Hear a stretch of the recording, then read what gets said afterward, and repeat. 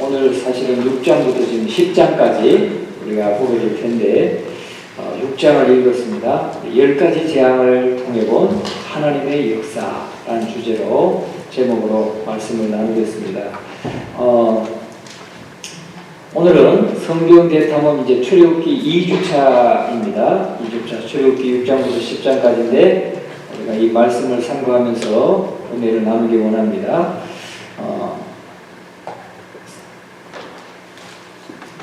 10가지 재앙을 중심으로 보는데 오늘 출애굽기 우리 앞장에 있는 출애굽기 5장에서 하나님께서 하나님의 부르심에 순종하고 모세가 하나님의 부르심에 순종하고 또 아론과 함께 바로왕 앞에 가서 이스라엘의 하나님 여호와께서 내 백성을 보내라 하신다. 그러면 그들이 광야에서 내 절기를 지킬 것입니다. 이렇게 요구합니다. 이것을 5장부터 10장까지 몇 번이나 했다고요? 7번이나. 7번이나 내 백성을 보내라. 그러면 내 백성이 광야에 가서 하나님 앞에 절기를 지킬 것이다. 라고 그렇게 요청을 했습니다. 명령을 했죠. 그러니까 바로왕이 뭐라고요? 여호와가 누구에게 내가 보내겠느냐? 우리가 출애굽기 5장에서 그랬잖아요. 여호와가 누구에게 내가 그의 목소리를 듣고 이스라엘 백성들을 보내겠느냐? 못 보낸다? 몰래 한다? 이렇게 했죠. 그래서 오히려 바로왕은 이 이스라엘 백성들이 정말 편해서 시간이 남아돌아서 오히려 그냥 그렇게 헛소리 한다고 하면서 집도 주지 않고 너희들이 집을 구해가지고 벽돌을 더 많이 구해내라 해가지고 오히려 못 채우면 채찍질하고 폭도하게 그렇게 합니다. 그러니까 이스라엘 백성들이 모세와 아론에게 불평을 하죠. 불평하기를 당신들 때문에, 그러니까 모세와 아론을 향해서 당신들 때문에 우리가 바로왕께 죽게 되었다 하면서 아주 부르짖습니다. 다시 말하면 당신들 때문에, 누구예요? 당신들을 보낸 하나님 때문에, 좀 더 정확하게 말하면 하나님 때문에 우리가 오늘 이 학점을 받고 있다, 이런 외침을 한 것이죠. 그래서 모세가 부르짖습니다. 5장 22절의 말씀을 보면은 뭐라고 부르짖나? 22절에 우리 같이 한번 읽어보겠습니다. 모세가 여호와께 돌아와서 아뢰되 주여 어찌하여 이 백성이 학대를 당하게 하셨나이까? 어찌하여 나를 보내셨나이까? 그러니까 모세가 하나님의 심부름으로 바로왕 앞에 가서 내 백성을 보내라, 광야에서 나의 절기를 지킬 것이니라, 이렇게 요구했는데 오히려 바로가 더욱더 폭정을 행하고 학대하니까 이제 이스라엘 백성들이 모세와 아론에게 또 다 원망을 했잖아요. 그러니까 또 모세는 하나님 앞에 나가서 이렇게 부르짖은 거죠. 어찌하여 이 백성이 학대를 당하게 하십니까? 빨리 좀 나가게 해주시지 왜 학대를 당하게 하십니까? 라고 부르짖는 거죠. 23절에는 내가 바로에게, 같이 합니다. 내가 바로에게 들어가서 주의 이름으로 말한 후로부터 그가 이 백성을 더 학대하며 주께서도 주의 백성을 구원하지 아니하시나이다. 그러니까 이전보다도 모세가 바로에게 들어가서 그것을 요청하고 난 이후부터 더 학대하고 또 하나님도 빨리 구원해 주시지 않습니다 하고 이렇게 모세가 하나님 앞에 아뢰는 것이죠. 애굽 땅을 떠나도록 구해 가신 분이 하나님이시고 또 그의 백성을 해방하기 위해서 모세를 부르시고 모세를 보내신 분이 하나님이신데 사명을 주신 분도 하나님이시고 그 일은 하나님의 뜻이었고 하나님의 일이고 하나님이 명하신 일이고 또 그의 하나님의 명하심에 순종해서 갔는데 왜 일이 이렇게 더 꼬입니까? 하고 하나님 앞에 막 모세가 부르짖고 있는 것이죠. 하나님 어찌하여 이렇게 하십니까? 하고 부르짖는 거예요. 그랬더니 하나님이 대답하셔요. 6장 1절에 오늘 우리가 읽은 1절에 뭐라고 하십니까? 같이 읽어봅니다. 여호와께서 모세에게 이르시되 이제 내가 바로에게 하는 일을 내가 보리라. 강한 손으로 말미암아 바로가 그들을 보내리라. 강한 손으로 말미암아 바로가 그들을 그의 땅에서 쫓아내리라. 그러니까 어찌하여 어려워지고 어찌하여 더 학대하고 어찌하여 하나님은 구원하지 않습니까? 하고 부르짖을 때 하나님이 대답하시기를 강한 손으로 말미암아 바로가 그들을 보낼 것이다. 내보내고 오히려 강한 손으로, 즉 하나님의 강한 손으로 압박하니까 바로가 그들을 그의 땅에서 쫓아내리라. 빨리 나가면 우리가 죽게 생겼다. 빨리 나가라 하고 쫓아낼 것이다. 그렇게 말하고 있는 것이죠. 여러분, 우리가 여기서 하나 좀 배울 수 있는 것은 뭐냐면, 기억해야 되는 것은 뭐냐면, 인간의 극한 상황은 언제나 하나님의 기회라는 겁니다. 인간이 당하고 있는, 우리가 당하고 있는 극한 상황은 하나님이 일하시는 기회가 되십니다. 하나님의 일하실 기회다. 하나님의 능력과 강한 손을 드러내시는 기회라는 거예요. 저기서 6장 1절에서 하나님이 강한 손으로, 이 강한 손은 하나님의 손이에요. 그렇게 바로 왕이 이스라엘 백성들을 학대하고 괴롭히고 그 한 괴롭히면 괴롭힐수록 이제 하나님이 일하실 때가 됐다는 거예요. 우리가 문제가 있죠. 우리 가정에 문제가 있거나 어려움에 처해 있거나 역경에 처해 있거나 하면은 어려울수록 이제 하나님이 일하실 때가 됐다. 인간의 극한 상황은 언제나 하나님이 일하시는 시간이라. 이것을 우리가 잊어서는 안 되는 것입니다. 그래서 하나님의 능력과 강한 손을 우리가 경험할 수 있는 시간이라는 거죠. 그래서 아브라함과 이삭과 야곱에게 하나님이 전능하신 하나님, 엘로힘 또는 엘샤다이라는 말은 전능하신 하나님이라는 뜻이거든요. 전능하신 하나님.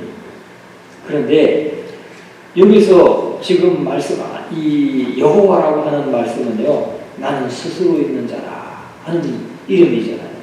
전에도 계셨고 현재도 계시고 미래에도 계실 분, 영원하신 여호와 하나님의 이름을 여호와라고 하는 거예요. 전에는 전능하신 하나님, 엘샤다이 하나님. 엘로힘은 창세기 1장에서 한번 보여주셨죠. 엘로힘은 무슨 뜻이에요? 창조주 하나님을 엘로힘, 성부, 성자, 성령, 삼위일체 하나님을 엘로힘이라고 해요. 그런데 엘샤다이라고 하는 이름도 한번 보여주셨죠. 전능하신 하나님, 아브라함에게 전능하신 하나님을 보여주셨고, 야곱에게도 하나님이 전능하신 하나님을 보여주셨고, 이제 오늘 여기서는 여호와라는 이름을 모세에게 하나님이 계시해 주셨어요. 하나님은 전에도 계셨고 지금도 계시고 앞으로도 계시고 영원히 계시는 하나님의 이름을 우리가 여호와 하나님이라고 말합니다. 꼭 기억하세요. 그래서 여호와 하나님이라고 하는 말은 과거에 약속하셨던 그 약속을 기억하고 약속을 지키시는 성실하신 하나님이라는 뜻을 가지고 있어요. 그런 분이라는 말인 것입니다. 그리고 이제 약속에 신실한 하나님을 6장 5절에서 말씀하고 있죠. 같이 한번 읽어봅니다. 이제 애국 사람이 종으로 삼은 이스라엘 자손의 신음소리를 내가 듣고 나의 언약을 기억하노라. 하나님의 언약, 하나님이 아브라함과 약속하셨던 언약, 야곱과 언약하셨던 언약, 그 언약을 내가 기억하고 이제 행하시겠다. 이 하나님은 하나님의 능력만이 아니라 하나님이 누구신가 하는 하나님의 인격을 지금 드러내고 있는 거예요. 나의 언약을 기억한다. 우리 인격을 가지고 있어야 기억을 하죠. 그죠? 지금 6장 5절에서 하나님은 당신의 인격을 지금 드러내고 계시는 거예요. 약속을 지키시는 하나님. 약속을 지키시는 하나님이라고 하는 하나님의 인격을 지금 우리에게 보여주고 있다는 거죠. 그리고 내가 그것을 기억하고 이스라엘 자손의 신음소리를 기억하고 그들을 이끌어내겠다. 그건 하나님의 뜻이잖아요. 하나님의 주권을 지금 보여주고 있는 거예요. 하나님의 주권. 그리고 그 일을 하나님 여호와가 하신 것을 알게 될 것이라고 말하고 있는 것입니다. 그래서 모세가 이렇게 하나님의 말씀을 전해도 이스라엘 백성들은 냉담하고 아주 무반응했어요. 그래서 모세가 말이죠. 하나님께 그러죠. 아니 내가 이스라엘 백성들에게 가서 전해도 이스라엘 백성들도 안 믿고 안 듣는데 바로가 듣겠습니까? 그렇게 말하잖아요. 오늘 우리가 읽은 말씀 중에 그렇게 말하고 있잖아요. 이스라엘 백성들도 듣지 않는데 바로가 듣겠습니까? 라고 말하고 있습니다. 여러분, 그래서 하나님은 그래도 참 어찌하여만 외치지 말고 내 백성과 바로에게 가서 하나님의 명령을 전달하고 그리고 이스라엘 백성들을 애굽 땅에서 인도해내라 하고 모세를 보내시는 것입니다. 그러면서 하시는 말씀이 내가 너를 애굽에 가서 정말 신과 같이 여기게 하겠다는 거죠. 내가 너를 신으로 신같이 되게 하겠다 하고 하나님이 말씀하시는 모세에게. 그러니까 두려워 말고 가라는 거죠. 자, 그러면 우리가 이제 7장부터 우리가 6장을 이제 봤고 우리가 7장부터 보면 7장 1절에 하나님이 말씀하셔요.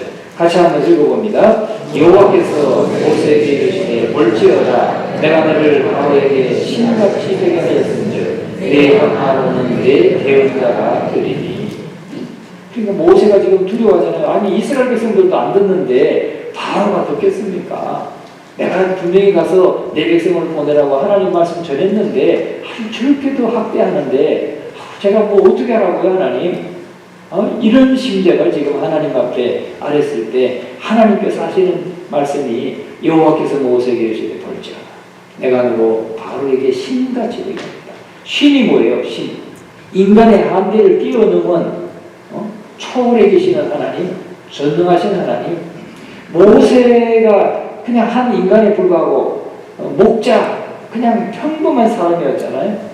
그런데 초월하신 하나님, 초월성을 가지고 계시는 하나님, 전능하신 하나님만이 하실 수 있는 그런 이적들을 행하게 하시겠다는 거죠. 신같이 되게 하겠다 하는 말은. 그리고 너는 말이 아무래도 좀 어둔하고 그러니까 내 형이 너의 대언자가 될 것이다. 너는 그냥 내가 시키는 대로 행하면 신같이 되게 하겠다. 신같이.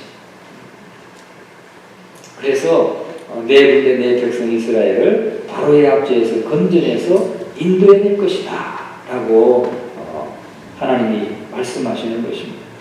그렇게 할 때 애굽 사람이 내가 여호와인 줄 알게 될 것이다 라고 말씀하고 있는 것이죠. 그래서 내가 반드시 그렇게 할 것인데 내가 너를 통해서 하겠다.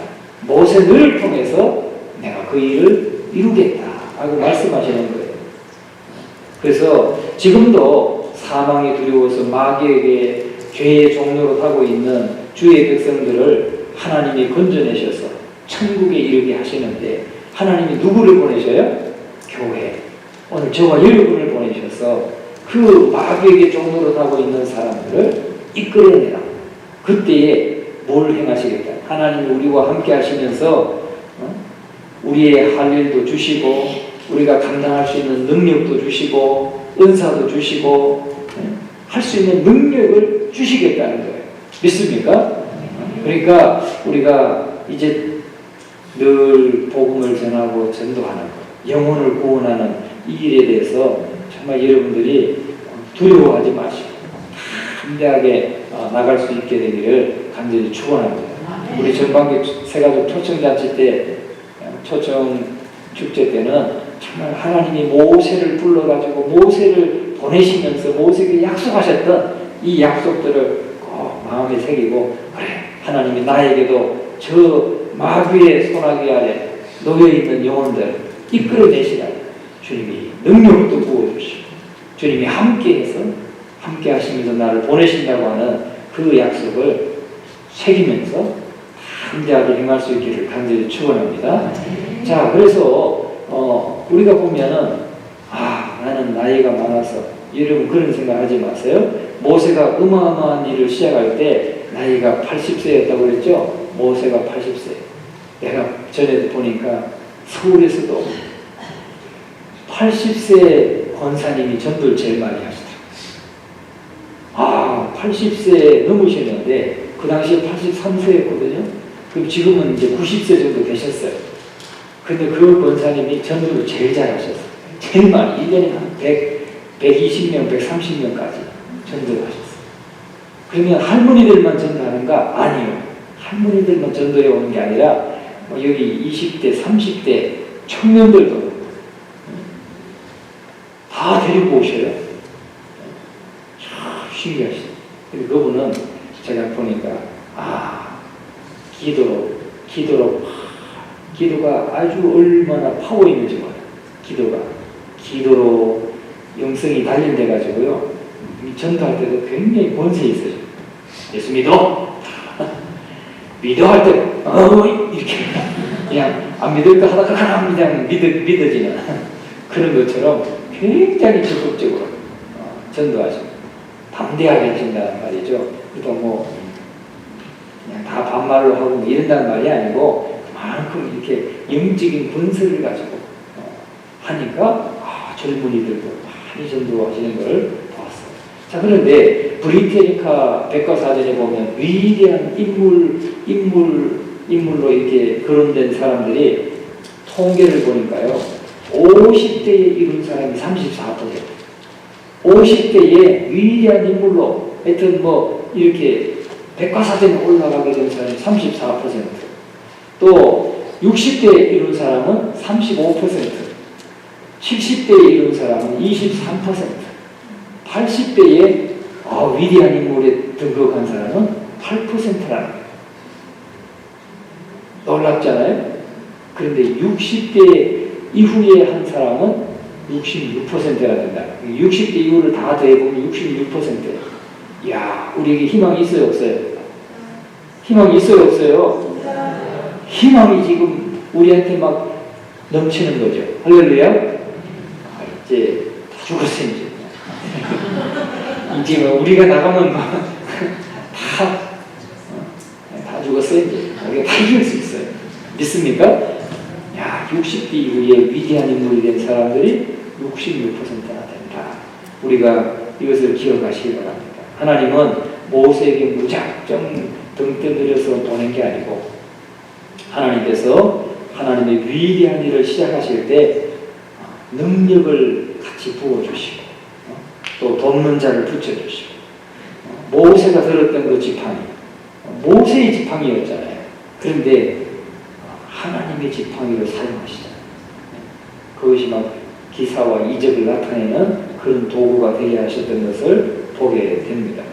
그래서 우리 하나님은 모세에게 능력만 주신 것이 아니라 말씀도 주셨다. 하나님의 말씀을 통해서 비전도 갖게 하시고 방향도 알게 하시고 왜 그 일을 해야 되는지도 알게 하시는 겁니다. 우리가 이 성경 대탐험을 하면서 조금 더 말씀에 많이 머물고 있잖아요. 그죠? 말씀을 더 묵상하게 되고 한 번 더 읽게 되고 또 새벽 기도 때마다 한 번 더 복습하게 되고 못 나오신 분들은 홈페이지에 들어오셔가지고 꼭 좀 또 새벽 기도 말씀이라도 좀 들으세요. 그러면 말씀을 자꾸 이렇게 듣다 보면 비전을 갖게 되고 또 방향도 알게 되고 이 방향으로 우리가 나가야 되겠구나. 왜 또 일을 해야 되는가? 이런 방향을 알게 된다. 그래서 여러분들이 모바일로도 들어오셔서 홈페이지 들어오시면 말씀 들으세요. 새벽 말씀도 다 올려져 있으니까 들으실 수 있고, 또 컴퓨터 하시는 분들은 컴퓨터로도 들으시고, 또 말씀도 본인이 묵상하시고 이렇게 할 수 있기를 바랍니다. 자, 하나님이 모세에게 말씀하셔요. 7장 13절에 같이 한번 읽어봅니다. 그러나 바로의 마음이 완악하여 그들의 말을 듣지 아니하니 여호와의 말씀과 같더라. 하나님이 모세에게 다 말씀으로 다 이미 다 알려주셨어요.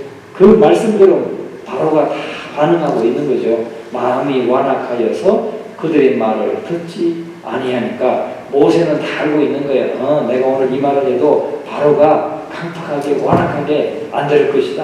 다 알고 있어. 그러면 다음 작전이 생길까요? 안 생길까요?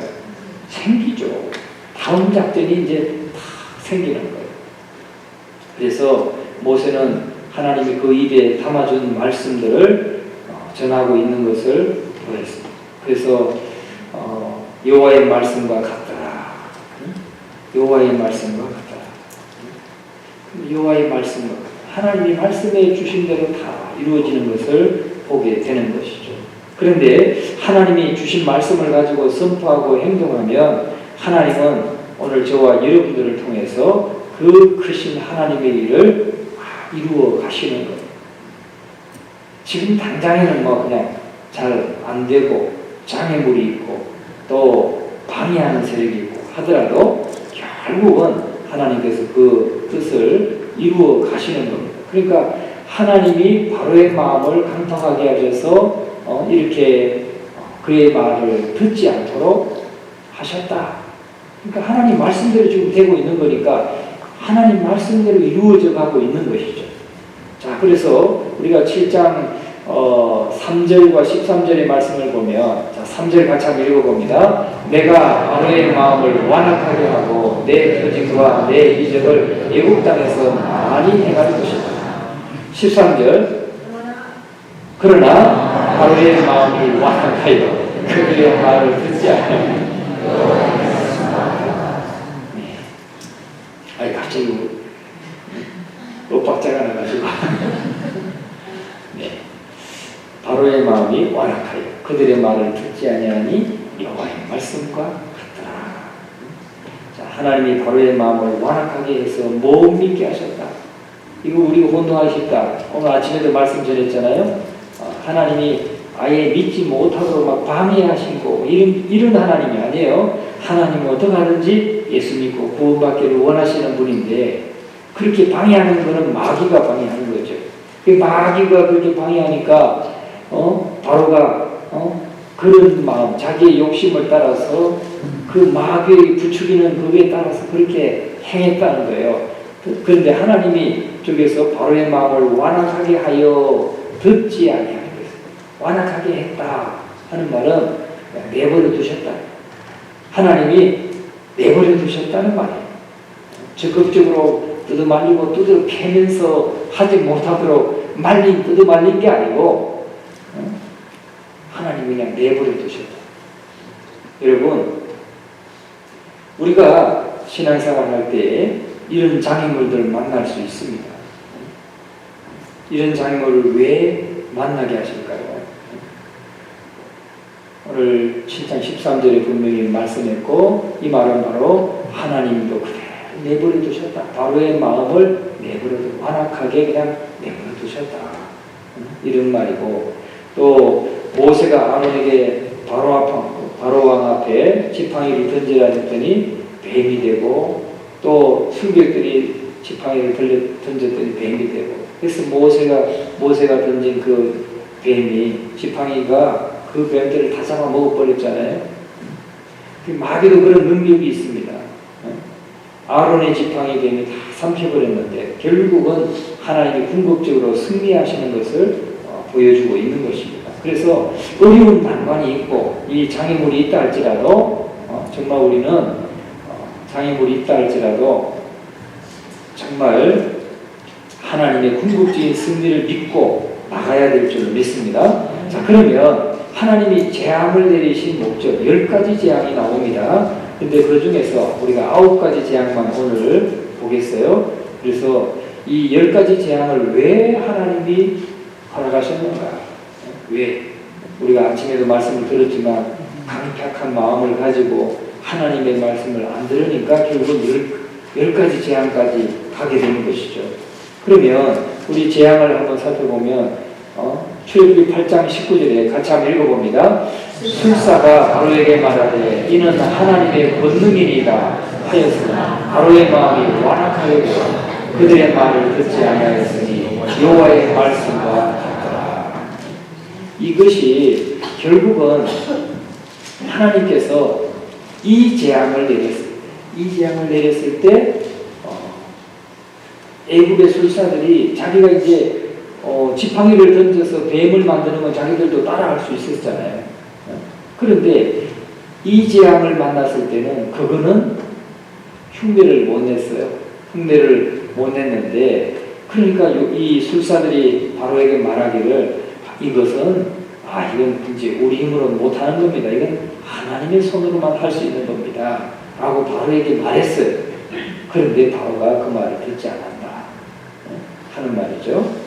그래서 이 결국은 하나님이 어떤 분이신지 하나님의 능력을 드러내기 위해서 하나님은 이 10가지 재앙을 주셨다 하는 것입니다. 자, 그 다음에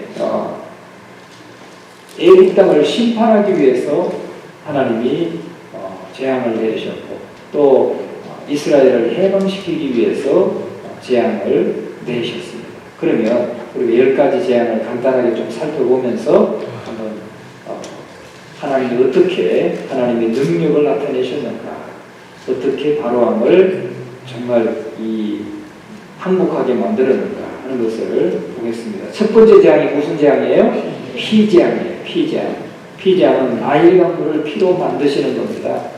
그래서 고기들이 다 죽어서 막 냄새가 나게 악취가 나게 하는 거죠. 술사들도 물을 피로 만드는 이런 것들은 비슷하게 흉내를 낼 수 있었습니다. 그 당시 사람들은 나일강이 그들을 보호해준다고 생각했어요. 그런데 나일강이 자기들을 보호해준다고 생각했고, 그리고 그들은 물이 없어지거나 범람해서 홍수가 나면 두려워져서 신을 만들어 숭배하게 이르는데, 그들이 만든 신이 뭐냐면 하피라는 신, 하피, 남자신이에요. 이시스는 여신이에요, 여신.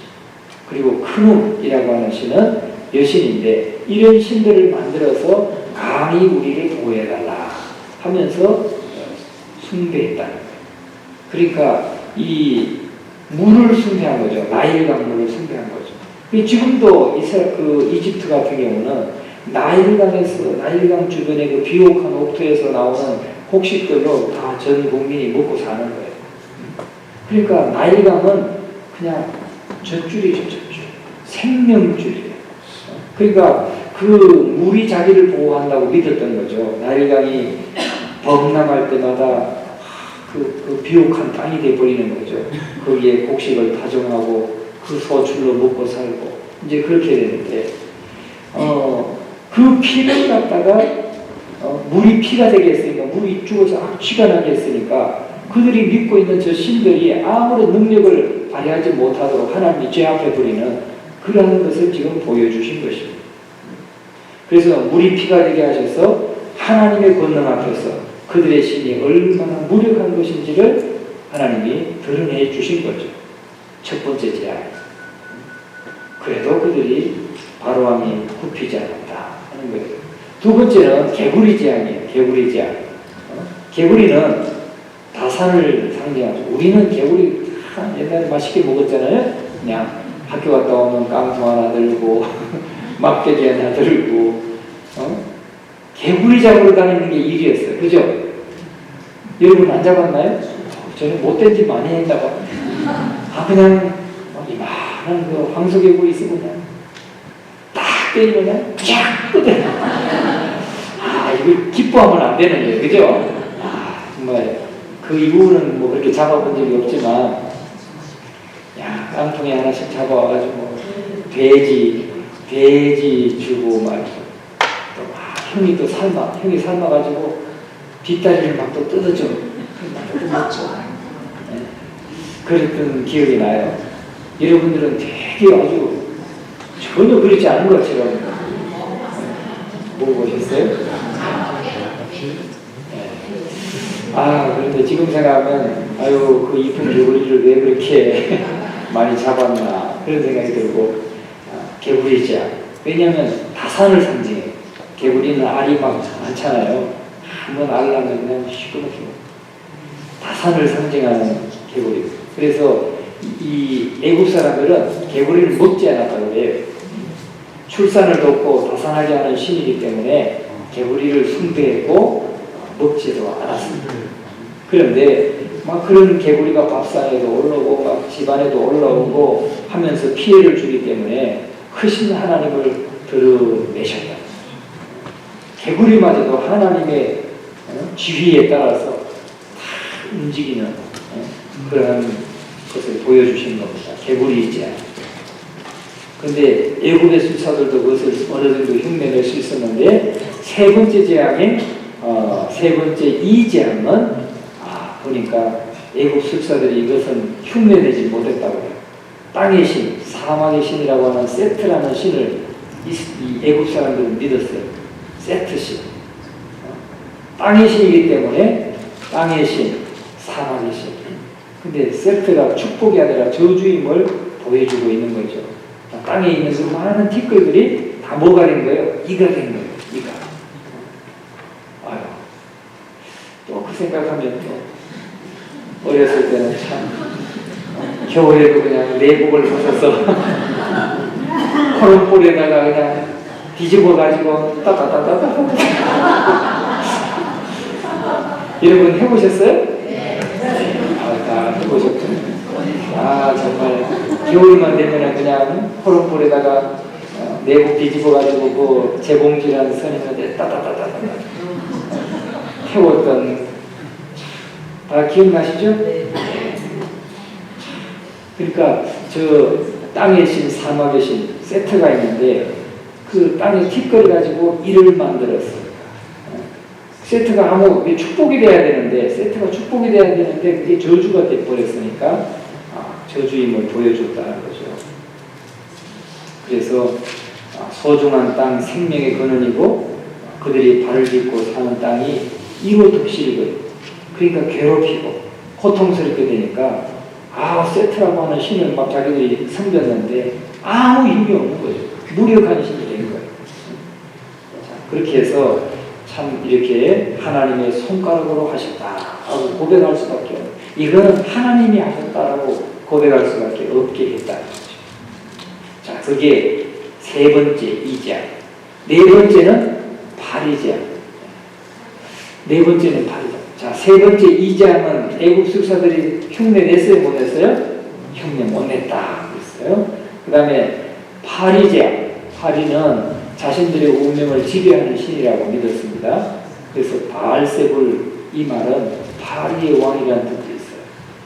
그래서 이들은 파리를 신으로 믿었고 우아치트, 파리 형상으로 만들어놓은 신으로 믿었어요. 우아치트라 해서. 그리고 고센 땅에는 없었어요. 하나님이 철저하게 하나님의 백성들을 구분하셔서 애굽 사람들에게는 파리가 막 득실득실하게 고센 땅에는 깨끗했다. 파리가 많으면 진짜 막 말할 때 입으로도 막 들어가요. 진짜 그래요. 한 번은 제가 민문을 가는데 그러니까 소 키우는 집 옆에 두업을 이렇게 쌓아놨는데 거기 지나가는데 얼마나 파리가 막 새까맣게 앉은 거예요. 연말에 내가 입에 들어가면서 파리도 말이죠. 파리도 막 우리를 이렇게 계속 이렇게 달라붙어가지고 뭘 빨아먹는지 그러면 막 따갑잖아요. 그럼 이렇게 이스라엘 백성들이 살고 있는 고센 땅에 있는 파리가 공격하지 못하고 애굽 사람들만 공격했다. 그걸 통해서 하나님이 철저하게 하나님의 백성을 구별하시고 보호하신다는 것을 보여줬다 하는 거죠. 자, 이런 파리 재앙이 네 번째. 다섯 번째는 무슨 재앙일까요? 돌림병, 가축들이 죽는 재앙이에요.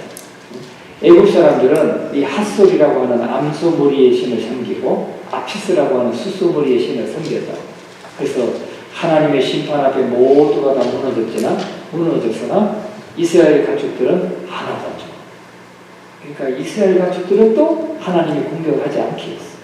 그러니까 이 애국 사람들이 지금 섬기고 있는 저 소신, 암소 머리 형상을 한 핫소, 수소 머리 형상을 한 또 아피스, 이런 그 신을 섬겼는데, 애국 사람들은 공격을 받고 이스라엘 백성들은 하나도 공격을 안 받으니까, 그리고 저 가축들은 다 죽으니까, 애국 사람들의 가축은 막 죽어나가 자빠지니까, 아니 뭐야, 우리가 믿는 핫소는 뭐하고 있는 거야, 우리가 믿고 있는 아피스는 뭐하고 있는 거야, 이거 아무것도 아니네, 이것을 드러내줬다.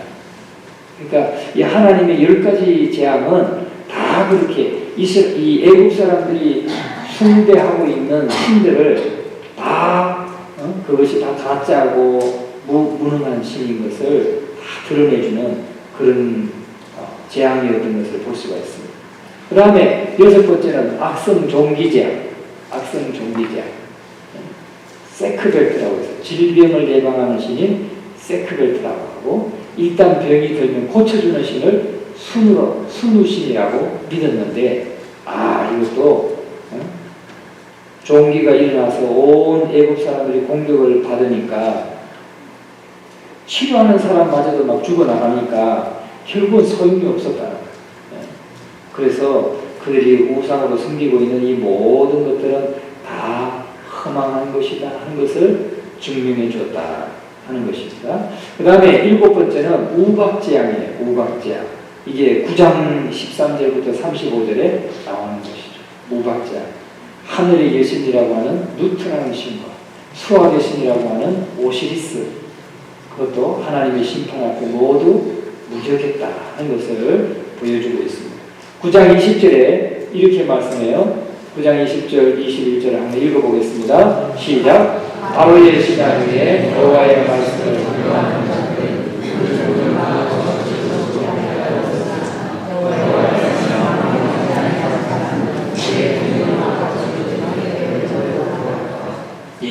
여기 보면은 바로의 신하 중에 여호와의 말씀을 두려워하는 자들은 그 종들과 가축을 집으로 피하여 드렸습니다. 그 우박재앙이 있을 것이라는 것을 이렇게 말했을 때, 여호와의 말씀을 두려워하는 사람들은 자기 가축들을 집으로 들여서 죽지 않게 했는데, 여호와의 말씀을 마음에 두지 아니하는 사람은 그 종들과 가축을 들에 그대로 두었더라. 그래서 막 우박이 떨어져서 그 가축들이 죽게 되었다 이거죠.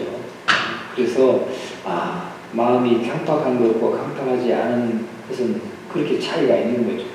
그 다음에 애국 백성들을 살려두신 이유가 9장 15절 16절에 나오는데 같이 한번 읽어봅니다. 내가 손을 펴서 돌림병으로 너와 내 백성을 찾으라면 내가 세상에서 끊어졌을 것이다. 내가 너를 세웠으면 나의 능력을 내게 보이고 내 이름이 온 천하에 전파되게 하려 하였습니다. 그러니까 하나님이 이 목적이 있는 거죠. 애국 백성을 살려두신 이유는 바로 하나님의 능력을 보이기 위해서, 능력을 보이고 하나님의 이름이 온 천하에 전파되게 하려 하는 것이다 하는 것이요. 자, 이제 8번째 메뚜기재앙. 우박재앙에서 남은 모든 채소와 나무들 또 푸른 것을 다 먹어버리는 거죠. 메뚜기. 우리는 그런 메뚜기 재앙은 사실 한국에서는 상상할 수 없어요.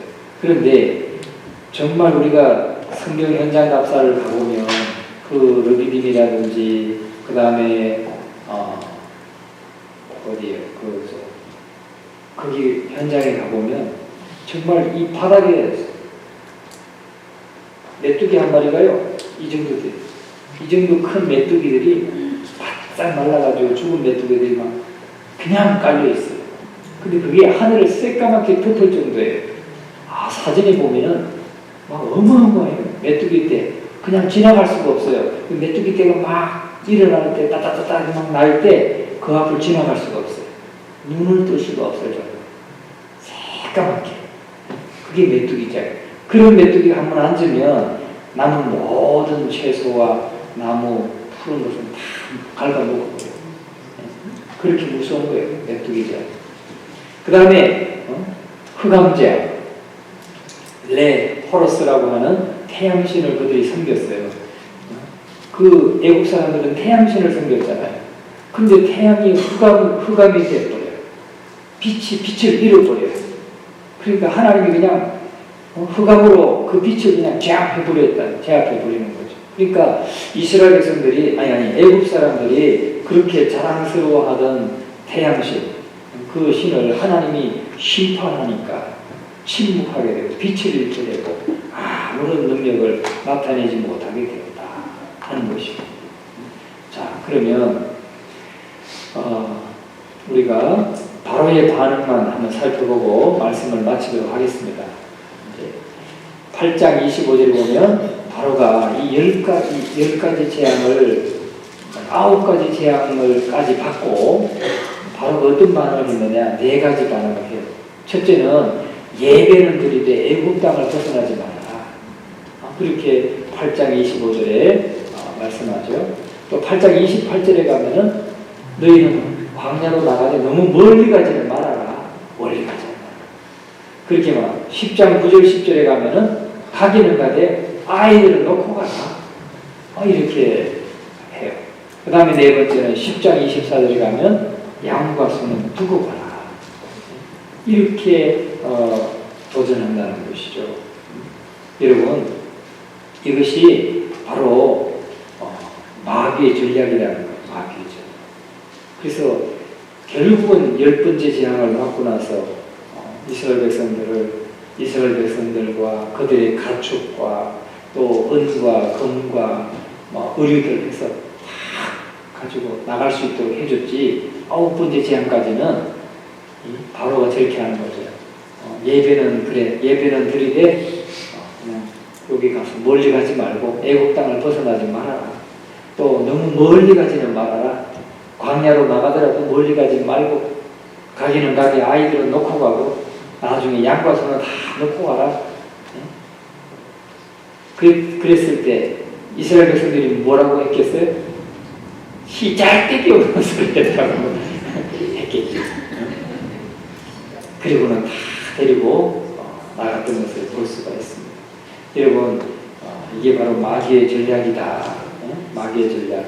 마귀의 전략에 우리는 속으면 안 됩니다. 우리가 하나님을 섬겨도 전적으로 이렇게 섬겨야 되는데 저렇게 다 하지 말고 그냥 너나 잘 믿어. 그냥 자식들은 내버려둬. 그런다든지. 가기는 가게 아이들은 놓고 가고 양과 소는 두고 가고 하나님 앞에 그렇게 바칠 것 없어. 네? 그렇게 우리한테 자꾸 마귀는 속삭인단 말이죠. 여러분, 그런데 속으면 다 잃게 된다는 것을 아시기 바랍니다. 바로가 저렇게 했지만 결국은 다 잃게 되었습니다. 자, 오늘 여기까지 우리가 10장까지 이번 주에 묵상하게 되는데 매일매일 말씀을 묵상하면서 하나님의 이 역사를 꼭 확인할 수 있기를 바랍니다.